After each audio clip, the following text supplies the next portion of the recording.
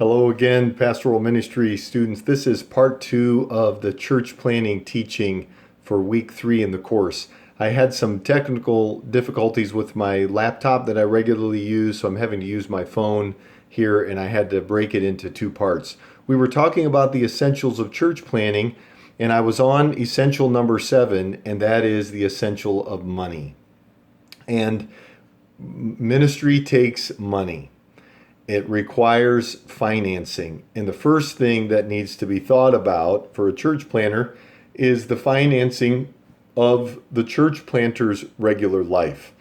And it could be a combination of mission support from supporters that the person has connected with, or an agency, a church planting agency, possibly a mother church, and very often a job, part-time job, or a regular full-time job, and the church planter is spending time above and beyond that to sow into the ministry and invest in the ministry. And so that is very important. And a plan needs to be there for considering how the funding for the church planter and then the ministry itself will move as quickly as possible into the support of the people who are actually a part of the church. And most of the time, what is needed is that the launch team are the first who are supporting the ministry of the church and the costs associated with it. And they are the ones who are carrying and paying those bills and handling those things through their regular giving as they set out together to launch a new church. Number 8, organizational development and planning. Not every church planter is a great administrator of details and data. And it is good both for the development of the church and also its leaders that there be some planning and intentionality about the organizational structure and growth of the church. And very often pastors and church planters will look to their organizations, a place like Elam, or a denomination or a church planting ministry, to provide coaches who will help them in preparing the structure of the church. And then on a more local level, the pastor will be concerned with how leaders in the church will be raised up and developed and released into ministry within the new church. Number 9, initial ministry ideals.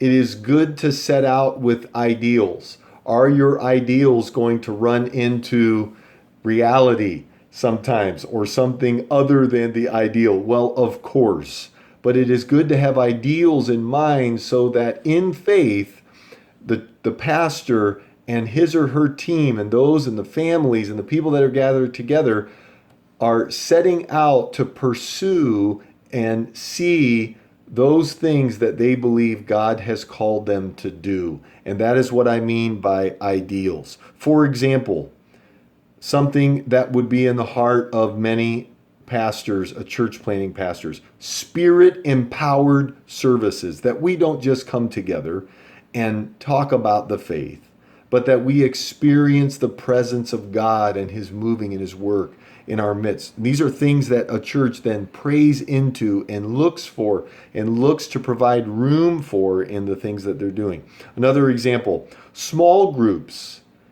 It's usually a good idea for a new church to have some kind of small group environment provided both for the launch team and primary leaders and planting team, and then for those who begin to connect with the ministry, small groups where people can get to know one another and be discipled on a more personal level.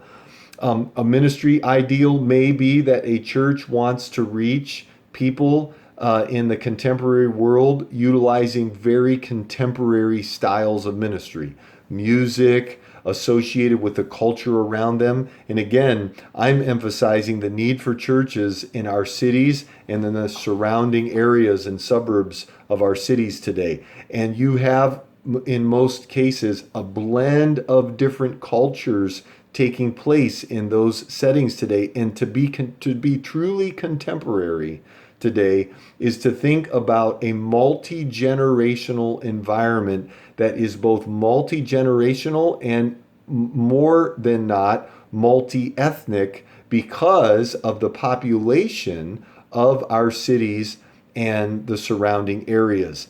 And wherever possible, a church that can look to provide an environment that is embracing of multi-generational familiarity, things that different people in different generations are familiar with in their environments, music and the setting and so on.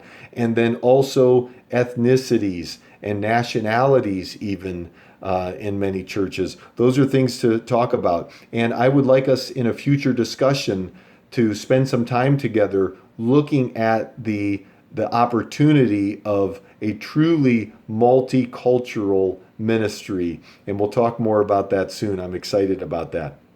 So those are just some examples of ministry ideals. And I have 3 more here. And the next one, an essential of church planting, is oversight. It is important that a church planter not be setting out on their own and on their as a church and with their team on their own without a covering over them. Pastors need to be pastored. And an apostolic oversight where there is coaching, encouragement, prayer, consultation, and supportive kinds of accountability. That is important for pastors to have. When I talk about accountability, I'm talking about a supportive kind of accountability that brings with it the things we think about in normally with accountability, but much more than that. A nurturing, supportive, instructive kind of oversight for a pastor and their team. Apostolic elders and leaders. And again, that often comes from a fellowship. Just 2 more here, and then we'll finish with this video. Ongoing support and backing. Church planters should look to have in their personal lives, is what I'm referring to here, a system of counsel, consultation, and care for the pastor and their team. A church planting pastor and their team of leaders are going to encounter some unexpected challenges and some roadblocks and some difficulties.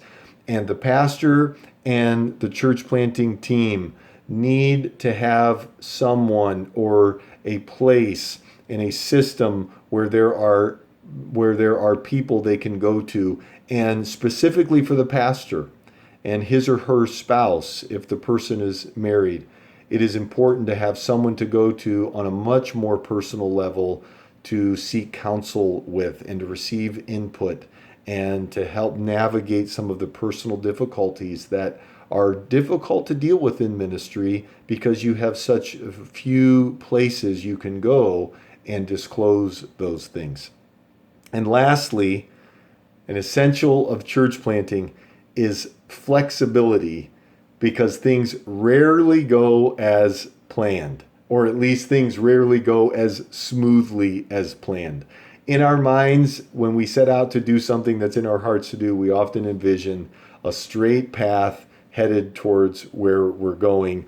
And the reality is that that path has many dips and bumps and jumps and drop-offs and steep climbs that we will need to navigate and overcome together.